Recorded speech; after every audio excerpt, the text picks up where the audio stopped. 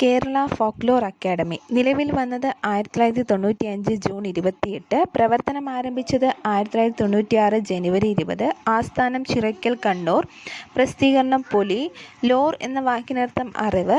Kerala folklore അക്കാദമിയുടെ ആദ്യ chairman G Bhargavan Pillai, നിലവിലെ ചെയർമാൻ OS ഉണ്ണികൃഷ്ണൻ, ചെയർമാനായ ആദ്യ ഗോത്രവർഗക്കാരൻ PK കാളൻ, ഗദ്ദിക കലാകാരൻ. സംസ്ഥാന ബാലസാഹിത്യ ഇൻസ്റ്റിറ്റ്യൂട്ട് നിലവിൽ വന്നത് 1981, ആസ്ഥാനം തിരുവനന്തപുരം, അധ്യക്ഷൻ സാംസ്കാരിക വകുപ്പ് മന്ത്രി, ഉപാധ്യക്ഷൻ സാംസ്കാരിക വകുപ്പ് സെക്രട്ടറി, ആദ്യ അധ്യക്ഷൻ എബ്രഹാം ജോസഫ്, നിലവിലെ അധ്യക്ഷൻ പള്ളിയറ ശ്രീധരൻ. പ്രസിദ്ധീകരണം തളിർ ആരംഭിച്ചത് 1995, മുദ്രാവാക്യം വായിച്ചു വളരുക.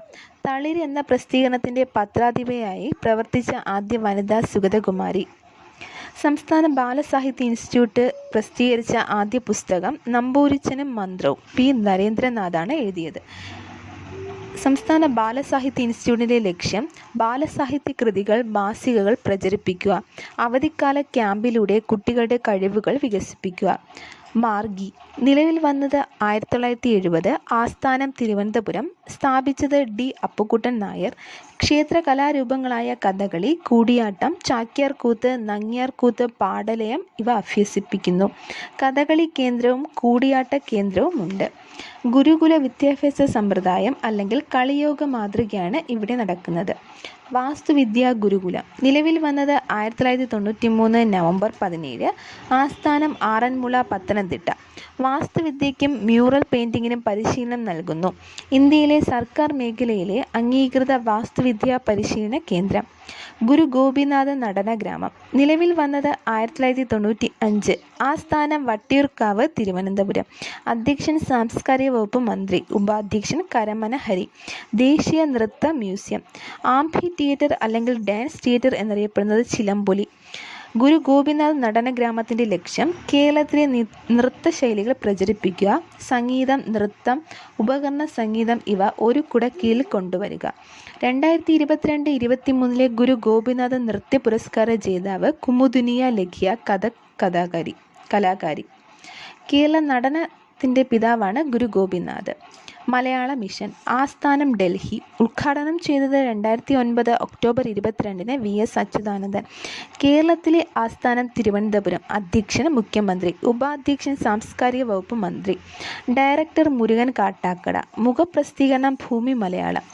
ഓൺലൈൻ പ്രസിദ്ധീകരണം അല്ലെങ്കിൽ വെബ് മാഗസിൻ പൂക്കാലം.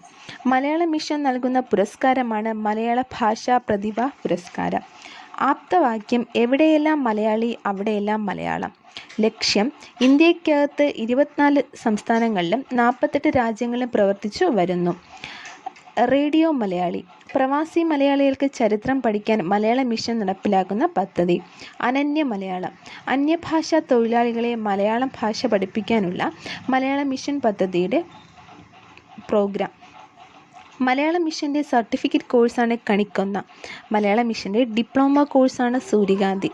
മലയാള മിഷൻ്റെ ഹയർ ഡിപ്ലോമ കോഴ്സാണ് ആമ്പൽ. മലയാള മിഷൻ്റെ സീനിയർ ഹയർ ഡിപ്ലോമ കോഴ്സാണ് നീലക്കുറിഞ്ഞി. കേരള ഭാഷാ ഇൻസ്റ്റിറ്റ്യൂട്ട് 1968 സെപ്റ്റംബർ 16 നിലവിൽ വന്നു. ആസ്ഥാനം നളന്ദ, തിരുവനന്തപുരം. ഉപാധ്യക്ഷൻ സാംസ്കാരിക വകുപ്പ് മന്ത്രി, അധ്യക്ഷൻ മുഖ്യമന്ത്രി. സ്ഥാപക ഡയറക്ടർ NV കൃഷ്ണവാര്യർ. നിലവിൽ M സത്യൻ. ലക്ഷ്യം മലയാള ഭാഷയെ നവീകരിക്കുക. സർവകലാശാലാ തലത്തിലുള്ള പാഠപുസ്തകങ്ങളെ മലയാള ഭാഷയിലേക്ക് വിവർത്തനം ചെയ്യുക. ശാസ്ത്ര സാഹിത്യ പരിഷത്ത് 1962 നിലവിൽ വന്നു. ആസ്ഥാനം തൃശൂർ. മുഖപ്രസിദ്ധീകരണങ്ങളെ യുറീക്ക, ശാസ്ത്ര കേരളം, ശാസ്ത്രഗതി. 1996 റൈൽ ലൈവ്ലിഹുഡ് പുരസ്കാരം ലഭിച്ചു. ആപ്തവാക്യം ശാസ്ത്രം സാമൂഹ്യ വിപ്ലവത്തിന്. കേരള